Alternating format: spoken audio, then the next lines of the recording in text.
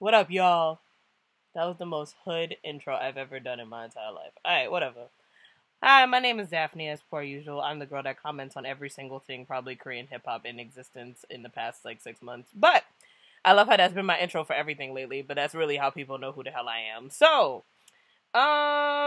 this is the Unpretty Rapstar, episode 2 review. I know it's really late, but I have a job.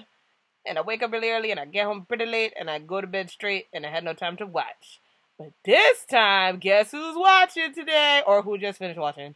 Me. So, alright. So I wrote down notes, because my PIP recording shit was, acting up, and I couldn't do it, so I just gave up. So, yeah. This is actually a pretty good episode. I liked it. This show is just technically from all angles, just really interesting in general. So, I love every part of it. It's just the format, especially now that I get the format, I'm like, nah, I'm in it. I'm in it. Now I can understand what's going on. So, I guess the first point I'll talk on, sorry if you see my foot moving back, I'll put my blanket over my feet. So people are stop staring at my feet, flying all over the place. Okay. So, I guess the first part of the episode was awesome. Okay, so... when she had to pick teams, I feel like I lived for the shade that happened in there. You know why? First of all, Cheetah's face when she didn't get picked for the thing was like, "Alright, bitch." That was the best facial expression I have ever seen. She's like, "Alright, bitch, whatever. Do you. You got it. Whatever." So, Jimin picked Lil Cham and Kisum. Now, I actually like Kisum a lot. To me, as I said before, I think she's the dark horse when I did my first review, and I've done my Tumblr review as well. She's the dark horse to me. Because she's actually really talented. I really like her. She finally got on point. She doesn't forget her lyrics no more. Shit like that. Like she did Show Me the Money. She on point. And I like her raps. I like her flow. To be honest with you, she was kind of runner-up to Cheetah for me in the overall Cypher shit. Those are my top two for the Cypher. Was Cheetah first, her second, actually. So, I love Kisum or whatever. So, I'm happy or whatever that she got some time to shine, whatever. Alright. Okay. So, they get to go make the raps or whatever. Yo, the shade Yukjidam threw to make fun of her voice, because I actually kind of agree with her, because that's actually the one gripe I have with Jimin. She doesn't really have bass in her voice, so, I don't know if I would be able to listen to a whole album that sounds like that, a good 12-track album that sounds like that. I don't know if I don't know personally if I could do something like that, but to his their own. So when she started making fun of her voice, I started crying on my bed. I just could not stop laughing. That was one of my highlights of the episode, because I was like, yeah, Yuji Dom throwing some shade. Good. I like that. Okay. Then next, Zico comes in. Shade bombs thrown again. Cheetah's face when he walked in was like, okay, that's nice. Back to work. But everybody else was like, oh my god, Opa! I was like, oh boy. Everybody whipped out the Selkas on fleek. Everybody whipped out those iPhones and Samsung S5s. Instagram hashtags were burning up. I loved it. All they were missing was a fucking selfie stick. Yeah, that's all they were missing. But my favorite part of that scene was when he first walked in and he said, "Where's Jesse?"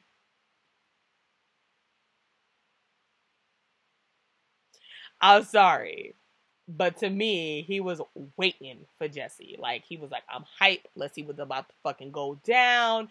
And then Jesse was there. He even finished greeting the girls. He was like, "Where's Jesse?" I was like, boop.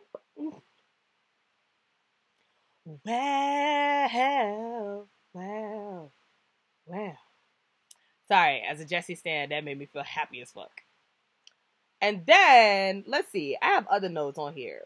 So, they start practicing this shit, then it comes live show. I actually felt bad that Yukjidam didn't get to perform on stage. You know why? Because I feel like she would have felt like that was a good redemption thing for what happened on Show Me the Money when she had the live stage there.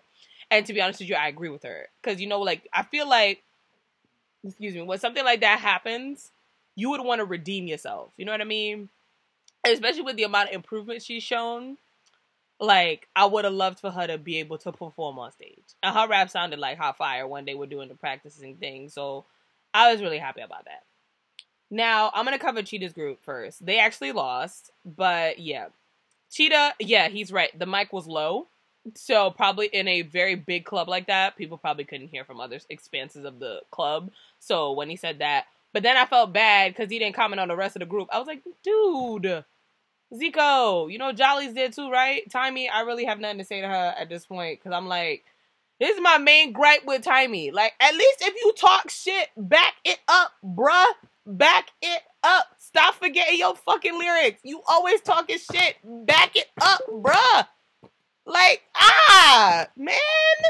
Like, just when I was starting to warm up, you talk so much shit, but then when you're actually on a platform to perform, you end up forgetting your lyrics. It has happened so many times now. Get it together, honey. Like, shit. Like, if you really, like, I feel like, I'm sorry. Like, where I come from, if you talk shit, at least back it up. At least with the first thing with the cypher, she was talking shit or whatever, but her verse was decent. So I was like, all right, cool. I get it. I feel it. But then you talk shit this episode so much, and then you get on stage and you forget the lyrics, and then you laugh it off. And then your team loses.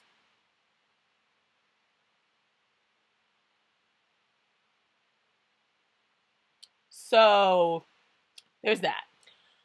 Jolly actually had a pretty good verse too, but then he didn't comment. And I was like,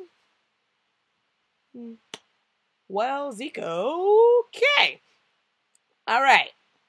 Still feel bad you D-Dom didn't. Sorry, that like it kind of hurt me a little bit. I felt really bad.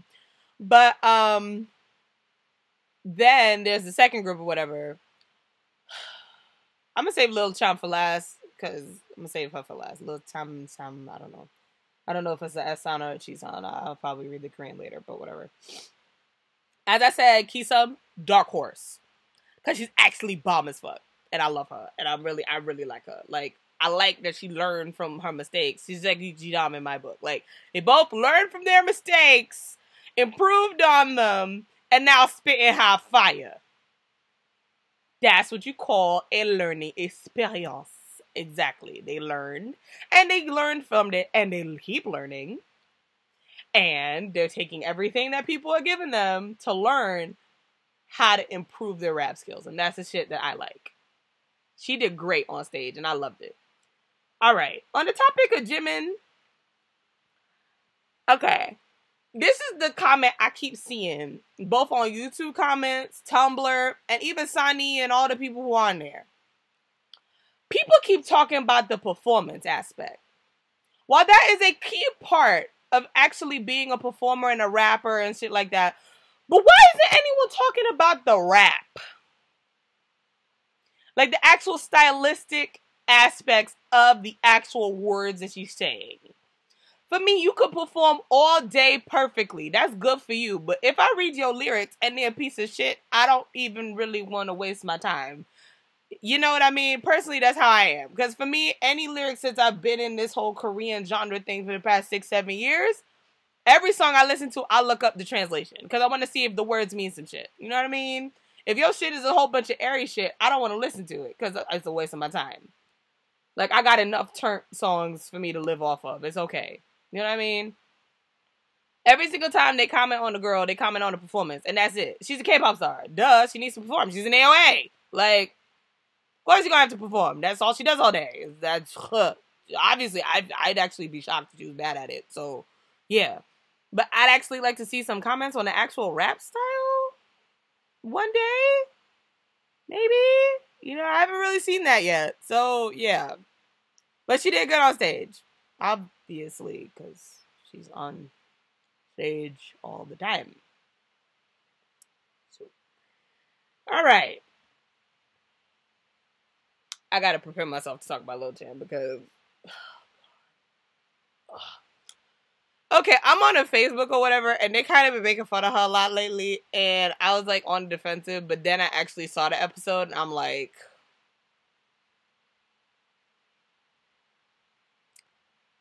Oh, boy. I think she might be one of those rappers that are only good on recorded songs. I don't like saying that about people, but I think she might be one of those because all she did was jump around and then, like, forget her lyrics. And her lyrics weren't even that good to begin with. Oh boy. Well, you know, I, I think I might be like Zico, be like, Lil Cham. There. Move on to the next one because I don't know what to say. I really don't. I don't know what to say. I don't know. I don't know. I'm legit. I just don't know. I don't know what to say because I'm just like it was bad. Like there's no way to cover that up. There's no way to butter it up for anybody. It was bad. So, oh boy, I don't even. I just love, okay, and then after the teams, whatever, he gave his reviews, Zico, whatever, and then he played his beat or whatever. I'm sorry, but this show, the best thing about the show is when the cameraman puts the camera on people's faces. That's what is the funniest, because that's like the reaction, like the first impression, everything. Yo, Tia's face when he played the beat, she was like, okay, I could work with this. No excitement, nothing. Just, I could work with it, I guess. Everybody wants this hype nation like, Oprah made the best beat. And she's just like, yep, okay. Tommy was like, okay. Like, I kind of agreed because the beat was good. It's just that it wasn't as spectacular as I thought it could be. But Zico's also learning about this producer shit too, so I'm kind of happy to see him on this producer shit. And then we have the time when they end up in the room together.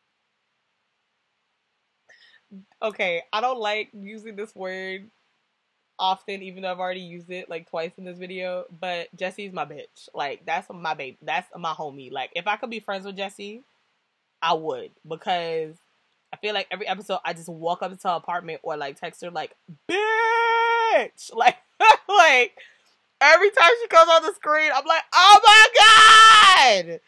Yo, the shade she threw at Zico. Like, I had to do the ratchet claps. Oh my god. Wow. That was the shade of the century. He was like, I heard you went to another club instead of coming with us. She's like, then that's funny. She was, and I agree with her, like, why the hell would you stick around when you got kicked out? I'd leave too. I'd be like, oh, I'll see y'all tomorrow. Like, what am I gonna do? Wait for y'all to come back and ask you guys how the challenge was, the one I wasn't on? Like, I get it. I would leave too. There's plenty of shit to do with Seoul. I would have been like, bye. I'm heading up Apgujeong. Peace, bitch. See ya. Hit up a whole bar real quick. Bye. Get me a drink. Why am I gonna stick around for? Yo, and then Sadi was like, you look different with hats. He's like, shit was like, should I take it off? I was like,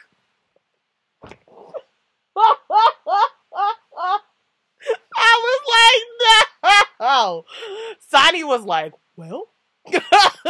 Sadi shut up real quick after that. He was like, we're gonna move on to the next part. We're gonna move on. I was like, boop. I love her because she's a strong female. She don't take shit from nobody. To me, that's like, she don't take shit from people. You mad? Say you mad. Like, it's not a big deal. You don't always got to do it in the confessional when you away from everybody. I'm mad. I'm mad. Y'all all underestimating me. I'm mad. You know what I mean? Like, that's how she feels. You all underestimating me, think she's thinking I'm a shit rapper. I'm mad, because that's not. So, that's not true. And this is why I'm a Jessie stan. This is why Jessie is the shit. I'm sorry. But people in Korea need to see people like this, so they know that there's some strong females in this world. This is how you know she's from my tri-state area. She's in that New Jersey, New York area. That's how you know she's from that area. Right there. Right there. Right there was proof. If I didn't love Jessie before this, I loved her before, but now I'm just like, girl, take it all. Her and Cheetah, I'm like, take it all. Because Cheetah was sitting there like, bitch, I kind of sort of agree with you. I bet she was just like, I'm actually about to be on that good old raft with you, buddy. You Tom Hanks and I'm Wilson. I'm about to be on this shit with you, bruh. So, I'm also happy Uchidam won the track. You know why? Because her track was pretty fucking good. You gotta admit it. That's some good improvement. You know what I mean? Some good improvement. But as I said before in closing, like I said in my other thing, this is a good episode. It's just that I really wish there was mentors on this show, like Show Me the Money. I really wish there was. Especially because there's so many young rappers on this show. Like, I wish there was more mentorship to kind of guide them. You know what I mean? But I guess, we take what we can get, Mnet. All right, it's been real, y'all. That was all my ideas from this whole entire kit and caboodle. I'm about to go watch episode 3 because I'm on vacation for a week. Hee hee hee hee hee. All right, much love, y'all. I gotta put my glasses back on because I can't see shit. Sorry, I don't like doing reviews with my glasses on, but my glasses have too much glare. But it's been real, y'all. Peace and chicken grease. I will see y'all on the next review. I guess I will. Hopefully. Because these shows are like an hour long. So, yeah. All right, much love, y'all. Comment in the comment box. What did you think about episode 2? Let's talk.